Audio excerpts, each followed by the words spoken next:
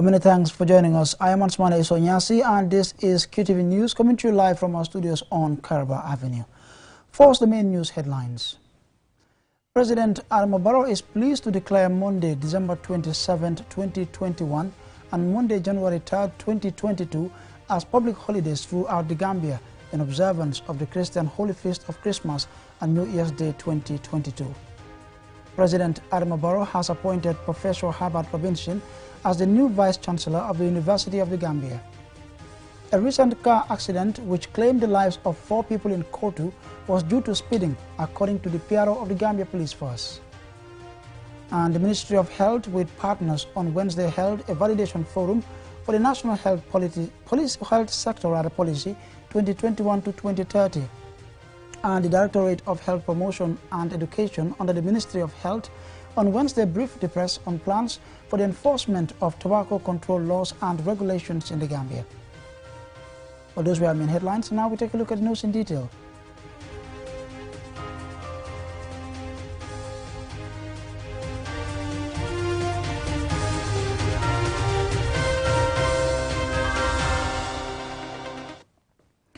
Now first, here is a public notice from the presidency. President Barrow is pleased to declare Monday, December 27, 2021 and Monday, January 3, 2022 as public holidays throughout the Gambia. The holidays are in observance of the Christian Holy Feast of Christmas and New Year's Day 2022. President Barrow takes this opportunity on behalf of the First Family and the government to wish the Christian community and all Gambians a Merry Christmas and a happy and prosperous New Year. Now, President Barrow has appointed Professor Herbert Robinson as the new Vice-Chancellor of the University of the Gambia, according to a press release from the State House. More in this report. Prior to his appointment, Professor Robinson was Director of Knowledge, Research and Learning at the African Capacity Building Foundation, ACBF, a specialized agency of the African Union based in Harare, Zimbabwe. He has had over 20 years' experience in various positions in academia, the United Nations, and in international consulting. Professor Herbert Robinson was born in Banjul and attended St. Augustine's High School and Gambia High School, where he completed his secondary education in 1985. Thereafter, he worked at the Medical Research Council before leaving for the University of Reading in the United Kingdom for his undergraduate degree in quantity surveying, construction economics. In 1995, he got a Master of Infrastructure Planning degree from the University of Stuttgart in Germany and followed with a PhD in Infrastructure Economics from South Bank University in 2001 in the United Kingdom. Professor Pierre Gomez has been serving as the Acting Vice-Chancellor since September this year, having taken over from Professor Fakir Mohamed Anjum, who had served in the position since 2016. Professor Herbert Robinson's appointment will come into effect in January 2022. For QTV News, I am Mahmoud. Now, road traffic accidents continue to be a nightmare in the country, seemingly rising during holiday periods. A recent car accident, which claimed the lives of 4 people in Kotu, was due to speeding, according to the Barrow of the Gambia Police Force. Bob Garcia has the rest of that story. There is a perception that road traffic accidents increase in numbers during this time of the year. The latest accidents, which have been widely commented on, especially on social media, was one along the Bath-and-Haydon Highway, which claimed the lives of 4 people, and another along the Fonyi-Kiang Highway, which claimed the lives of at least 2 people. The police and other stakeholders continue to sensitize the public, particularly road users, on safety measures, but the situation shows no signs of improvement. As we are again in December, a time of increased traffic accidents, Lamin Jai, PRO of the Gambia Police Force, advises the public to play their part in the way we use roads. Most of the accident investigations that we do, what stands out often is the issue about speeding. And this is why the Gambia Police Force has been robustly sensitizing the general public, especially the driver population, to always adhere to speed limits, especially at residential areas. The other thing that we do most often is also to increase police presence on the road. Of course, sometimes this is definitely something certain people will argue against, but it is important also for people to know. At certain areas of the highway, when you find police officers there, the important reason why they are there is for them to serve as observers of drivers speeding especially. Njai went further to give details of the accident last weekend at Kotu, in which a private vehicle collided with a taxi. Accident definitely is very concerning to the police, and this is why that accident you're talking about too, we have opened an investigation into the accident. What we know so far is the fact that 4 people have died out of the accident. On the very day of the accident, 3 persons were reported to have died, and then later on, as investigations proceed, another report of a person also that died later at the hospital also came in. But what we have been able to establish also boils down to the issue of speeding. We know there is a private vehicle and a commercial taxi, and the private vehicle was speeding, trying to overtake vehicles in front of him, and then he collided head-to-head with the taxi, and this collision eventually was very devastating, and it resulted to the death of these individuals. Barrow Laminjai concluded by urging the public to exercise discipline on the roads and adhere to traffic rules. In a separate update, Barrow Laminjai narrated to us an incident in Lamin, Babylon, where a 10-year-old boy shot a 12-year-old girl with a hunting rifle. In this situation, what we understand from the preliminary investigations is such that an old man of 73 years, a hunter for that matter, was the person that went on hunting, and when he came back from the hunting, he definitely went to this place to do some business transaction, and eventually he left his hunting gun aside his motorbike unattended to. And so while he was on his transaction, a 10-year-old boy took the gun and was fiddling with it, and then eventually, perhaps accidentally also, this gun fired, and then it also hit a 12-year-old girl who died out of this. Tragic.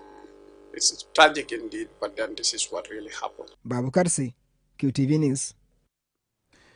The Ministry of Health with partners on Wednesday held a validation forum for the National Health Sector Policy 2021 to 2030 with the theme Building Partnerships for Quality Health for All. Ajibintu Drama reports.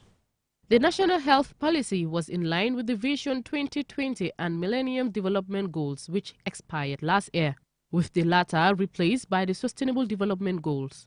Meanwhile, this National Health Sector Policy is expected to reform the health system by addressing the major traditional problems of health, the new challenges, and strengthening the health sector.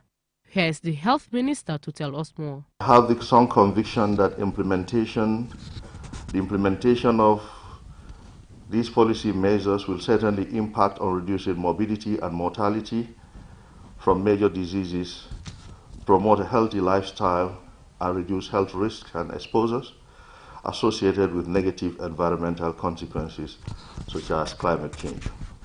Mohamedou Lamin Jaite, Permanent Secretary at the Ministry of Health, thanked partners and hopes that the goal of the meeting is achieved. Jibril Jaju, Director of Planning and Information at the Ministry of Health, says people from the grassroots level were consulted across the country for their views on what they envisage for the health sector. A draft was developed and also shared, in and out of the country, for us to actually look at the draft, which was chapter 1 and 2.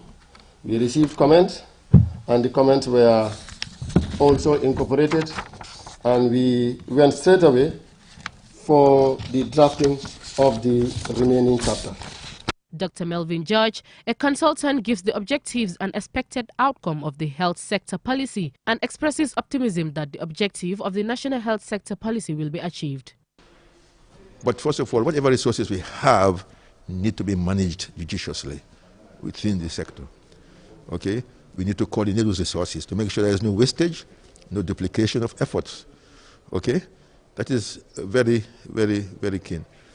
Next is the attitudes. We need to look at our attitudes that we make sure that the jobs we have to do, we do it well. We commit ourselves with passion so that, we really make sure that we put in the efforts we should put in and, challenge ourselves to say we are doing this not for ourselves, but particularly to try and ensure we have a good health services for the people who are less fortunate than us.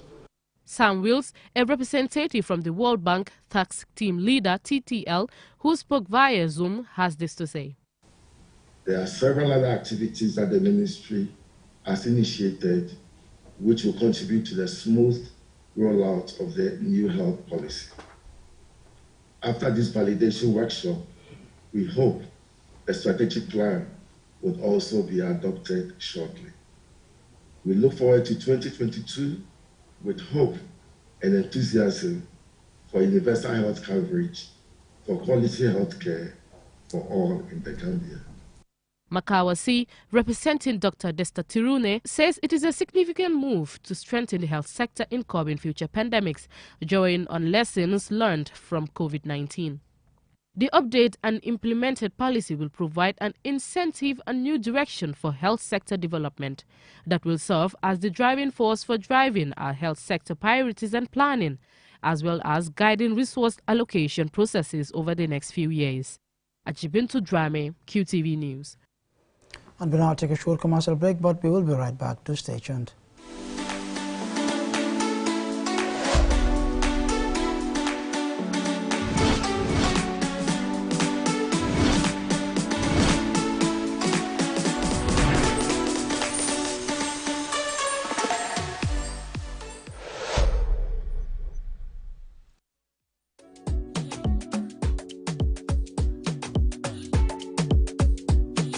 City New Year's Eve Gala.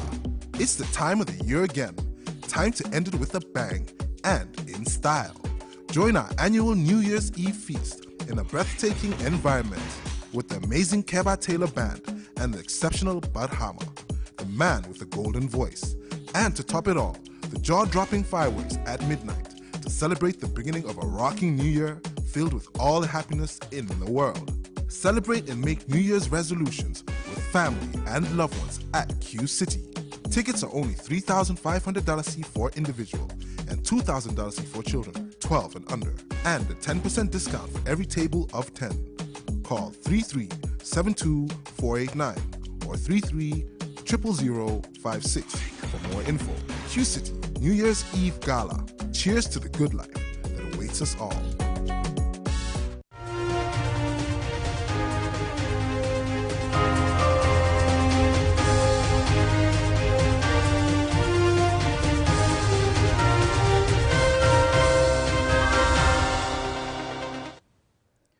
Welcome back. Be reminded you're watching QTV News and we're broadcasting live from our studios on Carver Avenue.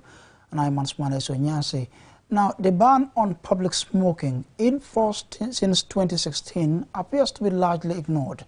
The Directorate of Health Promotion and Education under the Ministry of Health on Wednesday briefed the press on the implementation of a one-year tobacco policy action fund to promote the enforcement of the tobacco control laws and regulations in the Gambia. Abibatu Sisi tells us more. The forum is part of a series of activities by the Directorate of Health Promotion and Education to engage stakeholders in enforcing tobacco control laws. Smoking in public places has been banned since 2016, as has advertisement, promotion and sponsorship of all tobacco products and selling single-stick cigarettes, among others. Senabu Bara Cham, Program Officer at the Non-Communicable Disease Unit of the Directorate of Health Promotion and Education, says the prevalence of non-communicable diseases is on the rise and that tobacco use is among the contributory factors of these diseases. When I talk about non-communicable diseases, we are referring to the cardiovascular diseases like the hypertension, the stroke, we're referring to diabetes, we are referring to respiratory diseases like asthma, cancers like either breast cancer, lung cancer, and the like. But when we see these non-communicable diseases, they are on a rise, and they have risk factors. And when you look at the risk factors, tobacco is one of our risk factors, and tobacco is a risk factor to all of these non-communicable diseases. But when it comes to tobacco, we have first-hand smoking, we have second-hand smoking, and we have third-hand smoking. It does not only harm the person taking it, but it also harms the people around it. That is why we are so keen when it comes to tobacco control. She reveals further that text and picture advertising health warnings must appear on all tobacco products, packaging, or labeling, and that all products must conform to the regulations. Graphic health warning. It was not only health warning. Usually in the pack, you usually saw tobacco harms you and harms people around you. But now we're saying tobacco is harmful to children with the photo of the child. I know a lot of people will be like, but why is the child? Why is it not a person with a lung that has a black spot or underline? But as we said, tobacco does not only harm you, but harm people around you. And there is no known evidence of tobacco being useful. All we know is it's harmful. And we know one puff of cigarette, especially the contents that are being released are up to about 7,000 chemicals. And out of these 7,000 chemicals, research have shown that 70 of these are carcinogens. That is, they cause cancer. Senator Barrow says the act does not totally prohibit smoking, but applies to smoking in public places, including offices, schools, bars and restaurants, inside cars, marketplaces, healthcare facilities, and the ban extends to the use of shisha, among others. And when you're looking at shisha now, it is on an increase, and it's the youthful age. They usually use it, especially women. And research is actually showing that 1 hour of shisha session is actually equivalent to 100 sticks of cigarette.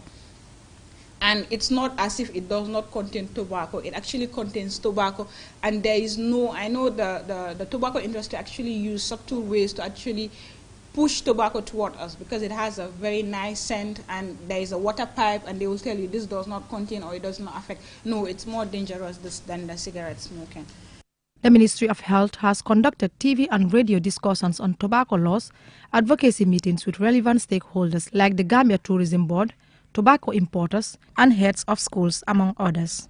The Ministry of Health urges the public to adhere to tobacco regulations. For QTV News, I am Abibatu Sise. The Harmattan season, characterized by dry winds, is fertile weather for fire outbreaks. For QTV, engage the PRO of the Fire and Rescue Services on measures to help reduce the occurrence of fire outbreaks during this period. Most fire outbreaks reportedly occur during the dry season, which in this country generally begins in October and ends around mid-June. As this year's Harmattan season has begun, many people are concerned about the attendant bush fires associated with it and the possible threat to life and property. Pate Jiba, PRO of the Fire and Rescue Services, gives advice on how to avoid fire incidents. The chances of seeing fire burning is too high. What should we do at the moment is to get ourselves ready and not to start fires. How do we do that? Is making sure we become watchdogs of our own environment. And lack of monitoring our children sometimes contributes towards our bushes being burned down. Our parents, I'm urging every parent to definitely monitor what their children will carry with themselves, especially when they go out there into the bushes to search for things. You know, this is the comfortable time for the children to do all those kind of things. And some other adults will be smoking around, you know, and indiscriminately throw the left out of the cigarette, and that will also start fire. So this is just a responsibility we all must take, because our environment is ourselves. You know, we have that relationship with it, so it is our responsibility to protect it. Pate further stated that his institution, despite its many challenges, is ready to protect lives and property. But of recent, I would definitely want to take it back to society. There were times or periods I used to say the challenge faced by fire service is the issue of traffic disturbances, number one, late calls, that is people that want to do, that want to be assisted do not call at the right time, you know, and giving wrong addresses. I can even put it still, refer it still to be our challenge, but let's collectively look at it to become a societal problem. Because when the fireman is not called at the right time, of course he will be bullied, he will be stoned, he will be criticized and stuff like that, but who ends up having the problem is the caller. So it is a problem that all of us, a challenge that all of us must tackle together. The PRO advised that installing the right fire extinguishers in our homes, offices and other buildings is essential.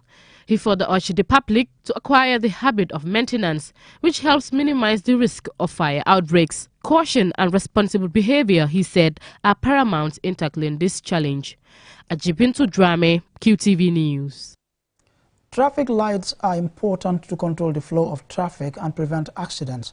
However, most traffic lights installed at strategic locations within the Greater Banjul area are non-functioning. QTV visited the National Roads Authority to find out why so many of our traffic lights are permanently out of order. More in this report by Babu Karsi. The National Roads Authority has installed traffic lights at various locations within the Greater Banjul. The public have long complained about the inefficiency, malfunctioning and non-operation of these lights. Mamadou Senghor, the Director General of the National Roads Authority, tells us about the traffic lights along the Baton-Hayden Highway. This is in good shape. The only time it will be out is when, of course, there is no electricity. But otherwise, it's functional. Sometimes stopping it is deliberate. You see, we still have traffic police manning the junction. The reason being, during peak hours, if you go now, it's fine. Traffic is flowing freely. But then come 4 o'clock and beyond, the volume coming from Banjul, the Sting Corner, and going through Batil Hard into the turntable becomes so heavy. And as a result, it's deliberate. They stop it or allow the police to man the area to give more priority to, of course, traffic from that direction as opposed to the others. So that is normally the essence. But the status of the traffic light is perfect and it's functional. DG Senghor acknowledges that some of the traffic lights breakdown are due to either vehicles knocking them down or a lack of maintenance. The one at the Jabang Johnson, that one, to be honest, had some problems. And we were about to, of course, to fix it. But then we have this, Batil Harding project, the construction of the Batil Harding highway coming, which would change the whole setting. So wasting money into something that we all know would definitely go would not make sense. This is why we've of course collaborated again with the police, the mobile police. They have a station there to man traffic in this area until such a time when construction reaches that area, because the whole configuration is going to change. That traffic light there would go. I think we are intending to come up with a very big roundabout. In fact, we want to resort more to physical roundabouts now as opposed to traffic lights. Anthony Keita, a senior operations and safety manager at the National Roads Authority, says his office is doing a lot to make our roads safer. However, human behavior, he says, is making their work difficult. Well, as you are aware that most of these roads are within the urban settlements, and these are the areas where we are facing most congestions. When these roads are completed, we rest assured that all these congestions we are facing within the urban area will be solved. We just urge them, especially the drivers, to take heed to the signs on the roads. Whenever they're driving, wherever you have a speed limit sign, they should at least heed to the signs. After touring a few traffic lights, we realized that all the traffic lights rely on electricity to function. Therefore, the traffic lights go off when there is power failure. To address this problem, the National Roads Authority is looking forward to solar traffic lights being installed as part of the projects for next year's OIC Summit. Babu Karsi, QTV News. Well, I'm afraid that piece there by Babu Karsi, from it we'll draw the curtains on this bulletin. But before we take a leave of you, here's a recap for main headlines. President Barrow is pleased to declare Monday, December 27, 2021 and Monday, January 3, 2022 as public holidays throughout the Gambia in observance of the Christian Holy Feast of Christmas and the New Year's Day 2022. President Barrow has appointed Professor Herbert Robinson as the Vice Chancellor of the University of the Gambia. A recent car accident which claimed the lives of 4 people in Kotu was due to speeding, according to the PRO of the Gambia Police Force. The Ministry of Health with partners on Wednesday held a validation forum for the National Health Sector Policy 2021 to 2030. And the Directorate of Health Promotion and Education under the Ministry of Health on Wednesday briefed the press on plans for the enforcement of tobacco control laws and regulations in the Gambia. That is all we have for you in this bulletin. Do join us at 10 p.m. for another bulletin. Thanks for watching.